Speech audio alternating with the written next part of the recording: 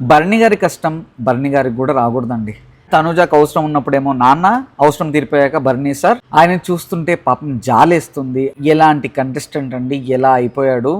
నేను ఈ సీజన్ స్టార్టింగ్లో అనుకున్నాను బర్ణి గారు one of the strongest contestant. ఆయన అగ్రెసివ్గా పాయింట్స్ పెడతారు, ఏదైనా ఫైట్ చేస్తారు, ఫిజికల్ టాస్క్లో 100% ఇస్తారు, గట్టిగా నిల్చుంటారని అనుకున్నాను. కానీ నా అంచనాల్ని తలకిందులు చేస్తూ కూతుర్ని ఒకరిని ఫామ్ చేసుకున్నారు, చెల్లెల్ని ఒకరిని ఫామ్ చేసుకున్నారు. లాస్ట్కి ఆ బాండింగ్ వల్లనే బయటకు వెళ్ళిపోయారు. మళ్ళీ లోపలికి వచ్చారు, కనీసం ఇప్పుడైనా మారారా అంటే మళ్ళీ అదే బాండింగ్ వల్ల ఆయన సఫర్ అవుతున్నారు. ఒక పక్క తనుజాకి, ఒక పక్క దివ్యాకి సమాధానం ఇచ్చుకోలేక ఆయన మధ్యలో నలిగిపోతున్నాడు. సరే, ఇంత కష్టపడి వాళ్ళ కోసం నిలబడితే ఫస్ట్ టైం ఆయన అన్నిసార్లు సపోర్ట్ చేశాడండి తనుజాకి.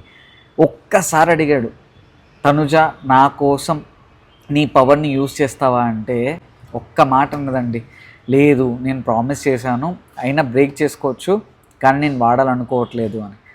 నిజంగా అండి, బర్ణి గారిని ఆ సిచ్యువేషన్లో చూస్తే నాకే బాధేసింది. తనుజ కోసం ఎన్ని గేమ్స్లో ఆయన నిలబడ్డాడు, ఎన్నిసార్లు సపోర్ట్ చేశాడు. ఇన్ఫ్యాక్ట్ మన ట్రైన్ టాస్క్లో ఆవిడ కింద పడితే నాన్న నాన్న అని ఒక ఫేక్ క్యూట్నెస్ ప్రదర్శిస్తుంది కదా తనుజ, అప్పుడు కూడా గుర్తొచ్చింది బర్ణియే ఆవిడకి. అండ్ అప్పుడు కూడా వెళ్ళింది బర్ణియే.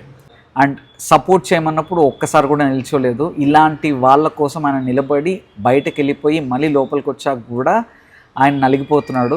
నాకైతే బర్ణి గారిని తలుచుకుంటే అయ్యో పాపం అనిపిస్తుంది.